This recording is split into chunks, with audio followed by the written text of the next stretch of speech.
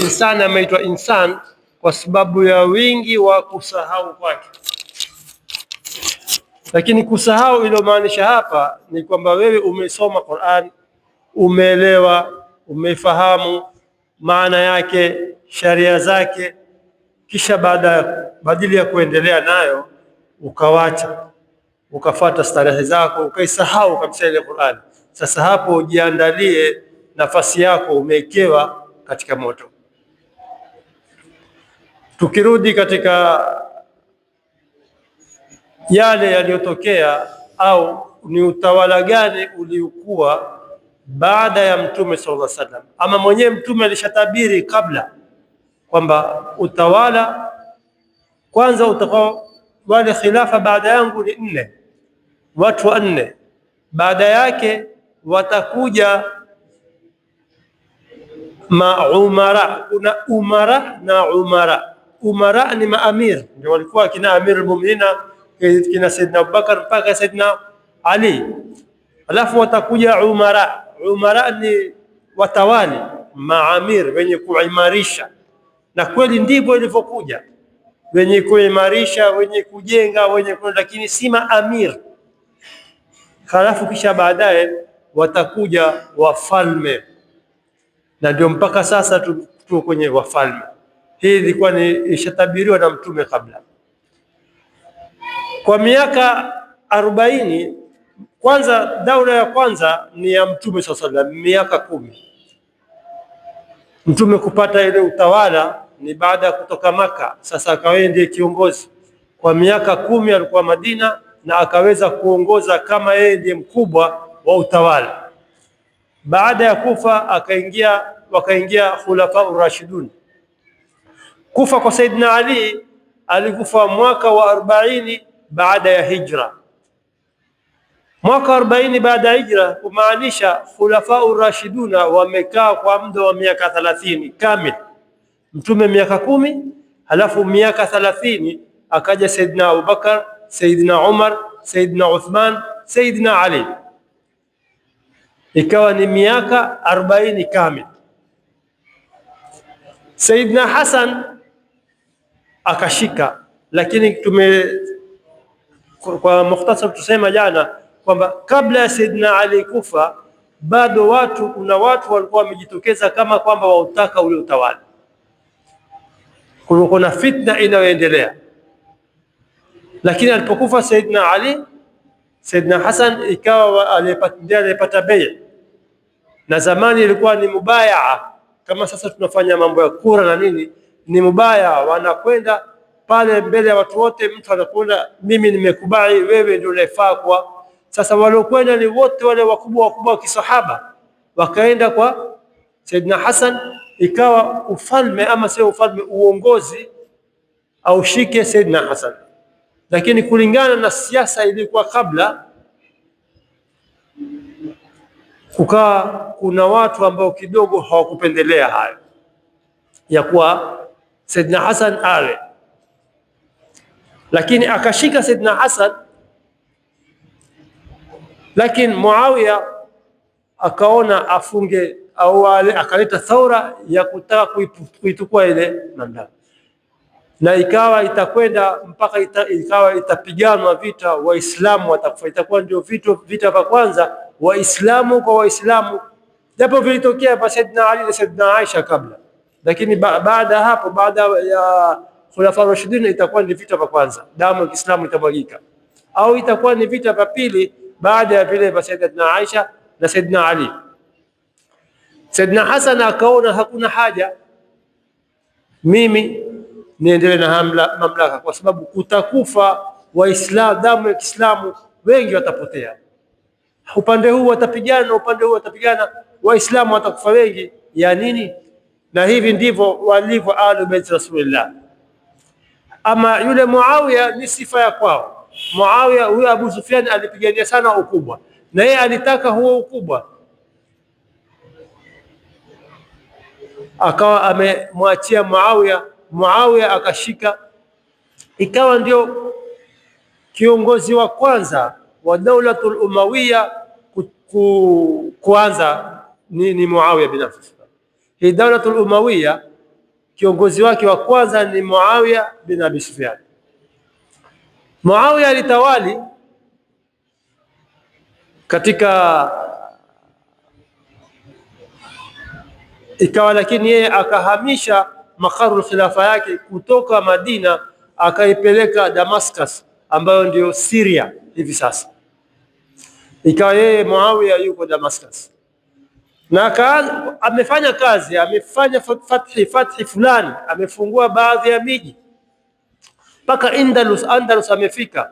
Andalus ni gani? Ni Spain, lakini si Spain peke yake. Andalus ni Spain na Portugal, Wareno na wale wa Spain kwa ujumla, ikitanganywa inakuwa Andalus. Sio Andalus, sio Spain yote wala sio Portugal yote, lakini sehemu kubwa ya Spain na sehemu kubwa ya Portugal ilikuwa chini ya himaya ya Waislamu, na walioifatahi hii ni Dawlatul Umawiya, na hasa aliyekuja kuifatahi yote hii ni watu wanne, akiitwa Walid bin Abdul Malik. Tutafika wakati wake, ndio aliweza kuzifutahi zote hizi Spain, akaipata Andalus kamili, na ikawa ndio mahali pakubwa sana walipopapenda Waislamu hawa Dawlatul Umawiya, na ni ngome yao kubwa sana ikawa ni Andalus. Lakini Muawiya aliweza kufutahi baadhi. Mambo makubwa aliyofanya Muawiya ni kuweka sheria katika ardhi alizokuwa wamezitawala. Maana katika ardhi alizotawala ndani yake kuna nyingine ni ardhi kulikuwa hakuna si Waislamu, ni watu ambao wametawaliwa. Watakaa vipi ndani ya ardhi za Waislamu?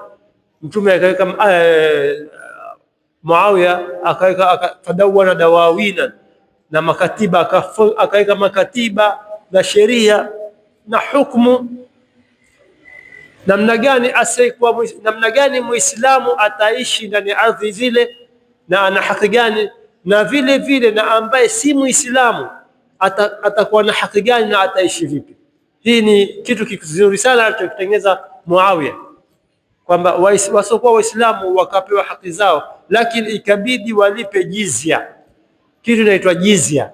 Zamani ilikuweko hapa jizya, Kenya ilikuwa, Tanzania ilikuwa wakiita kodi. Wazee wetu sisi tukifahamu, tuliona tu wazee kipelekwa mbio. Sisi tulikuwa watoto hatupelekwi mbio, lakini wazee walikuwa wakipelekwa mbio, kwamba hujalipa kodi, lipa kodi, lipa kodi. Sasa ile ndio jizya wakati ule kwa Waislamu.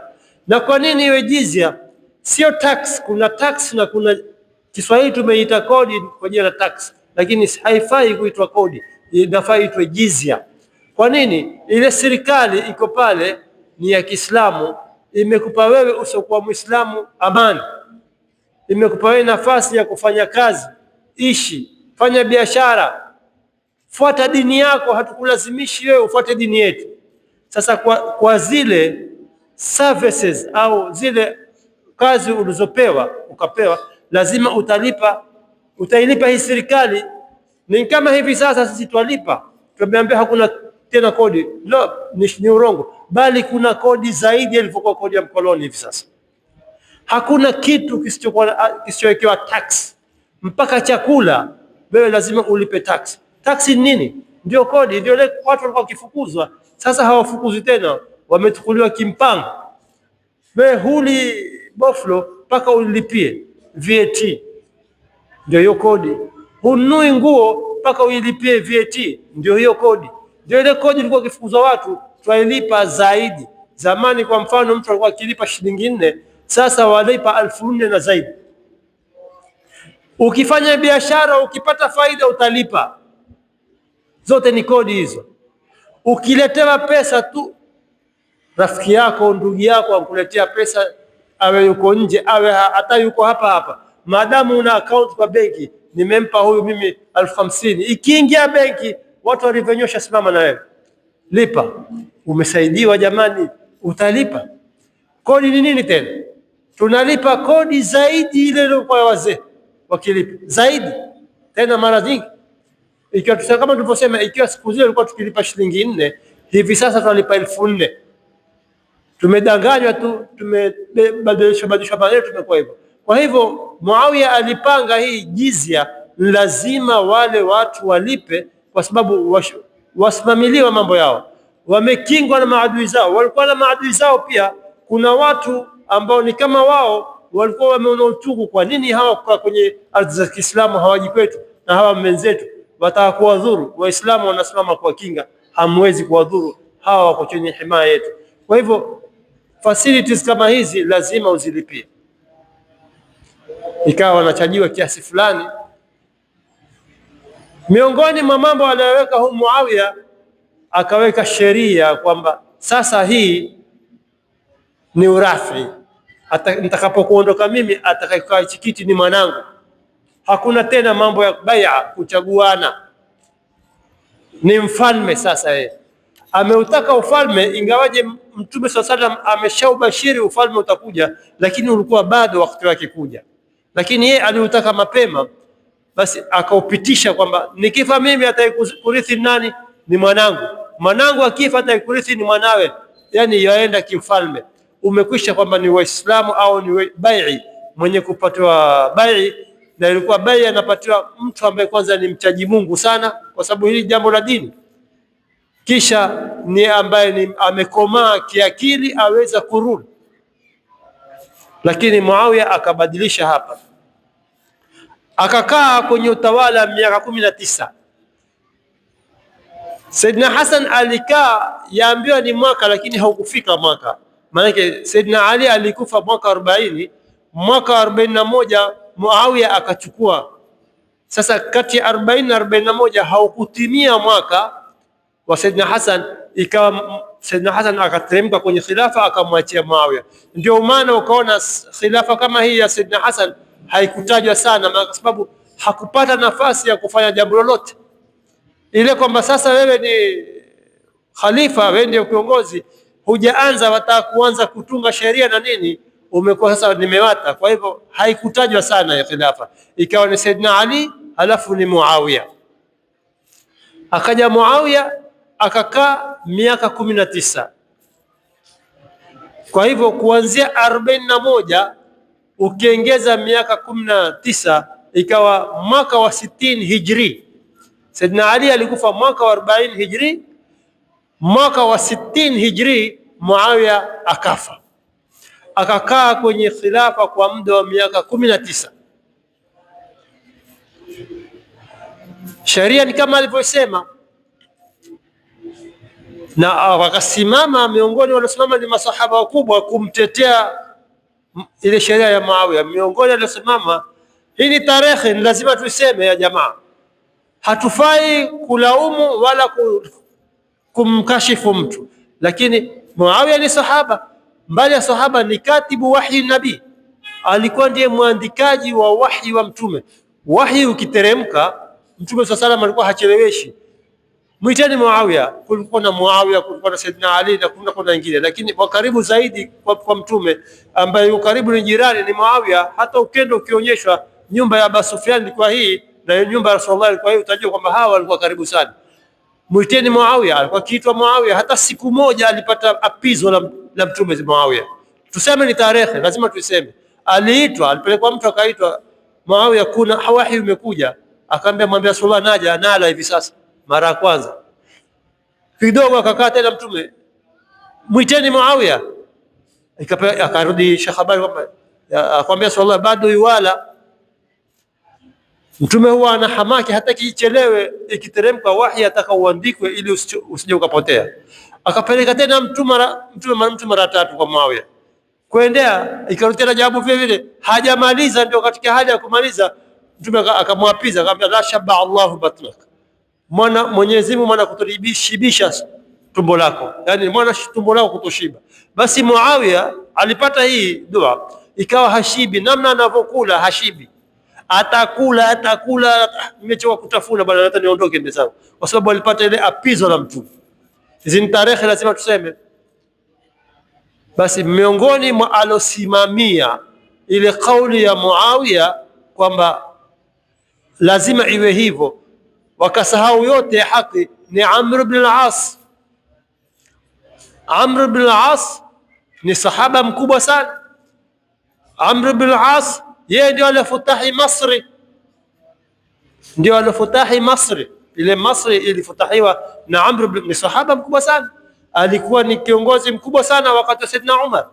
Basi alisema alipokuwa Muawiya yuko hali makhtuti, alisema baada ya Muawiya ni Yazid, kama si Yazid ni huwa, akaonyesha upanga, yani asitaka Yazid atakatwa kichwa. Sahaba mkubwa sana. Iliingia fitna kwa Waislamu, na hizi fitna lazima tuziseme.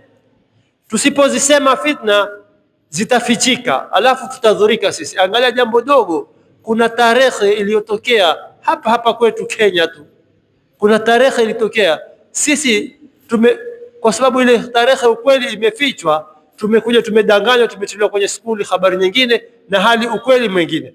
Ilikuja tarehe kwamba Waarabu walishika watu watumwa, wakiwauza watumwa. Naam, ni kweli, lakini watumwa hivi sasa tuangalie katika ulimwengu wako wapi? Wengi wako uzunguni, Amerika, mpaka imekuwa ni kabila kule kabisa inaitwa Black Americans, Black Americans. Mbona hakuna Arabu watumwa? Ni kidogo tu watu ambao, kwa sababu Waarabu Yemen ni majirani sisi na Wahabashi, ndio walioko kule. Lakini angalia wale watumwa wa Kongo wale wako wapi? Wako wapi? Wako Arabu, wako Amerika. Mpaka kumekuwa ni kabila kamili Black Americans limepewa. Leo tuambiwa Waarabu ndio wakiwashika nyinyi. Wale wanunua, wale watumwa Waarabu ndio wenye shida, ndio wenye makosa. Ili kuwachafulia hawa, wakaja wakabadilisha tarehe, wakawatia kwenye maskuli kwamba Waarabu ndio wabaya, waliwauza, walifanya nini. Kweli waliwashika kwa sababu Waarabu walikuwa wana njaa, wataka chakula, Waarabu wataka nguo, Waarabu wataka silaha. Wakawaambia mkizitaka hizi mpaka mtushikie wale, mtuletee. Hilo tu, si tutawashika vipi? Shikeni silaha hizi, kawashika. Wakawashika wakapele. Kwa hivyo wenye shida kama wao hawakuwataka wale watumwa wale wazungu, Waarabu wangewashika hawa, wamewatia wenzao kwenye sifa mbaya. Lakini ukweli uko mpaka sasa, wazungu hawa watumwa wako wapi mpaka sasa? Wako nchi gani? Wako London, Britain, wako na Amerika mpaka sasa tena, ila tu wamepewa uhuru kwa sababu wamekuwa wengi, wamekuwa na nguvu. Na hata uhuru huo ni uhuru bandia, kuna mambo mengine mpaka sasa hawayasimamili. Sasa kutoisoma ile tarehe, kutoifuata tarehe, mwisho itakuja mtaikiwa tarehe nyingine. Wale watakokuja kwa vile hawakuisoma wala hawakujua tarehe ya nyumba, watakubali hii nyingine kwamba ni haki, na hali haki sio hiyo. Kwa hivyo, na hii tarehe ya Kiislamu lazima tuiseme ili tuijue tarehe yetu. Kesho kutwa tusibadilishiwe hii tarehe. Pili, tutajua hawa wenzetu walikuwa vipi wakafaulu, na walipofanya vipi walifeli wakaanguka. Tusipoisoma hii tarehe tutajua wapi sisi. Akashika Yazid bin Muawiya, huyo alikuwa mdogo sana. Yazid alikuwa mdogo sana.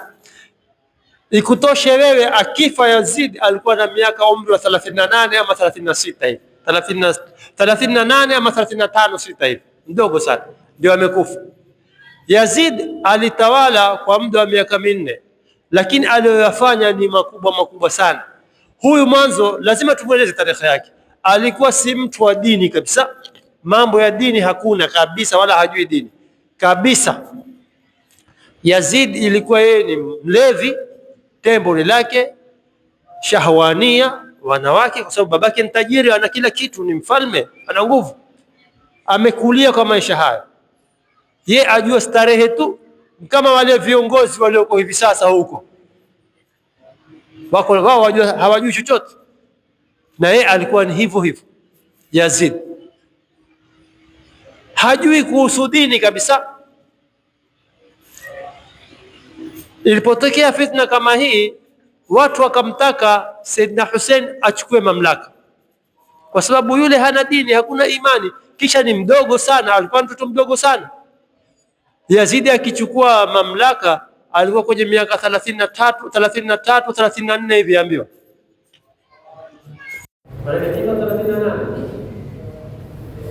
yeye akichukua mamlaka miaka hiyo hata hajafikia 40 ndio mtu kuangaa ameanza kupata akili. hajafikia, ni mtoto mdogo. Baada ya hivyo si tu ni mtoto mdogo kweli, lakini hana kabisa, hakukuwa na kuifahamu mambo ya dini kabisa. Yeye ni starehe, ni vile atakapoe tembo nini, wanawake na mambo yake, isipokuwa kuna watu wa kusimamia pale, wa kusimamia. Lakini ikawa mwenye kushika, watu wakaja kwa Sayyidina Hussein kumwambia kwamba njoo, sisi watu wa kutoka Iraq, sasa njoo, sisi tutakutawalisha kule na tutakuwa mpaka hii huko na kule Iraq tutakuweka. Usisahau kwamba na huyu yuko sehemu hizo yuko Damascus. Damascus ni Syria. Syria na Iraq hizi ziko, Iran, Iraq, Syria ziko karibu sana, ziko pamoja. Wewe njoo Iraq hapa, sisi tutakupatia watu rais. Wewe tumwombe yule muone yule mbaya. Na Hussein akakataa kabisa, bado tutakushtaki kwenye dini yako. Muone yule vile alivyokali yule. Ni kiongozi wa dini yule, tutakushtaki kwa mambo yako. Watu wote wakamkataza Sayyidina Hussein, usiende. Lakini alipoambia tutakushtaki kwa mambo yake, ikabidi Sayyidina Hussein atoke. Kumbe ilikuwa ni njama aliyepanga yeye huyo siku, kwamba atakuja huku na akifika, hatuwezi sisi kwenda kumvamia kule Madina kumuua, tutakosa kabisa mamlaka. Dunia nzima ya Uislamu kila upande watatupiga vita. Sasa wametumia siasa, maana Uislamu huko Uislamu shaenea. Uislamu huko kwetu Afrika kabla hajaingia Madina, tena kwetu huko Ethiopia, kabla Uislamu haujafika Madina, huko Ethiopia Uislamu. Kwa hivyo Afrika ndio nchi ya sehemu ya kwanza kuchukua Uislamu kabla haujafika hizo sehemu, au kina China, kina Spain, kina wao Waarabu, ni Makka na Madina. Lakini Afrika kwanza ni kwetu hapa Ethiopia ndio Uislamu. Tangu mtume mwenyewe yuko hai, Uislamu kwa mtume ajabu, Uislamu kwa hapa Afrika, tena hapa kwetu. Baada kina Misri, hapa kwetu kina Misri, kina Sinama, lakini kwetu sisi tangu mtume yuko hai, sisi tuna Uislamu. Kwa hivyo wakamtia moto, ikabidi Sayyidina Hussein atoke aende. Hatuko na Kiswahili, tuna Kiswahili ndio tunamwambia, lakini imeingia tu hapo walipofika mahali Karbala, ikawa ndio mahali pake. Ni tarehe kamili, inshallah ikifika siku yake tutaeleza namna gani ile mambo ya Sayyidina Hussein na namna gani anaolewa. Ikawa Sayyidina Hussein mwenye kesi, Sayyidina Hussein peke yake uliuliwa familia nzima ya Rasulullah. Sayyidina Hussein ni mmoja katika Ahlul Kisa. Ahlul Kisa ni watu gani? Maana ya kisa ni kishale au tuseme kama beshi kubwa. Mtume siku moja aliingia katika nyumba ya wake zake. Alipoingia na Sayyidina Fatima, Sayyidina Ali, Sayyidina Hasan, Sayyidina akawaita na yeye akaitisha beshi. Ibn Maktum akabadilisha beshi, akajifunika wao watu watano, Mtume, Sayyidina Ali, Sayyidina Fatima, Sayyidina Hussein na Sayyidina Hasan, watu watano. Yule mke akataka kuingia, akamwambia sio hapo, subiri hapo tuate sisi. Mtume akaomba dua kubwa sana, akamkumbusha kwa Mwenyezi Mungu, hii ndio familia yangu, hii ndio familia yangu, yani this is my family, ndio kizazi chako baada ya wewe. Kwa hivyo unakuomba kukilinde hiki. Kwa hivyo hapo ndio ikaonekana kwamba Mtume sasa kizazi chake kimetokea kwa mwanae Fatima, ikawa Sayyidina Ali kupitia Fatima, sio Sayyidina Ali wengine. Sayyidina Ali ana wake wengine na amezaa watu wengine, lakini wale hawahitaji kwamba ni Bait al-Rasulullah. Yeye Sayyidina Ali ni min al-Rasulullah, na kizazi chake alichokizaa kupitia Sayyidina Fatima ana watu wengine kule, lakini wale hawako. Lakini yeye Sayyidina Ali na kizazi chake kupitia Sayyidina Fatima wote wakawa ndio kizazi cha Mtume kilichoendelea mpaka leo utaendelea. Kiko kwa nafsi ya Qur'an. Maana yule aliyetukana Mtume akamwambia Abdar, Mtume Mwenyezi Mungu akamhifadhi Mtume na akampigia akamwambia inna shani akaulata, yule aliyetukana wewe bimaana yule aliyekutuka na wewe ni akthar na ambaye hana kizazi. Je, wewe utakuwa ni mwenye kizazi? Kiko pale.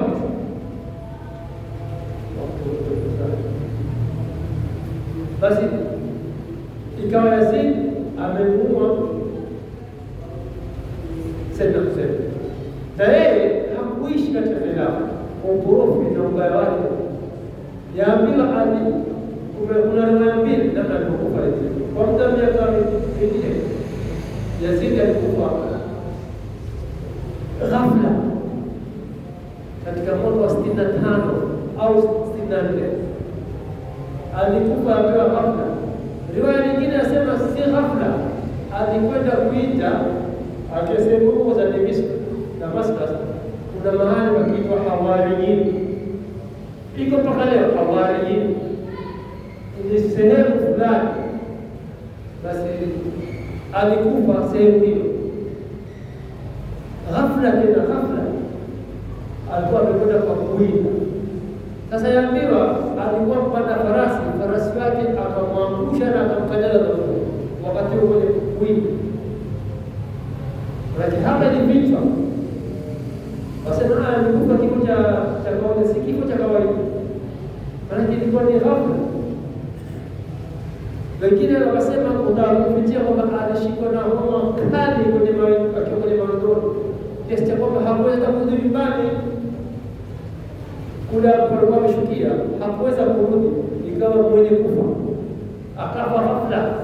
Lakini popote vile alikufa ghafla. Ndio ni maadhabu za Mwenyezi Mungu. Kufa kighafla si kama ni adhabu tu, wengine pia aulia Allah wanakufa ghafla, na miongoni mwa dalili za. Kwa hivyo kufa ghafla yaweza kuwa ni adhabu na yaweza kuwa si adhabu. Yaweza kuwa ni adhabu ili usipate wakati wa kufanya istighfar, ukaondolewa ghafla. Yaweza kuwa ni neema ili pengine kuna shari kwa yale mbele yako, ukaondolewa ghafla, kama alivyoondolewa yule mtoto wa kifo cha Nabii Musa. Aliondolewa ghafla mapema kwa sababu angekuwa shari. Kwa hivyo inakuwa nani? Kwa hivyo Walid Yazid bin Muawiya akawa ni mwenye kufa. Katokea Thaura, akawa mwenye kurithi ni Muawiya bin Yazid bin Muawiya.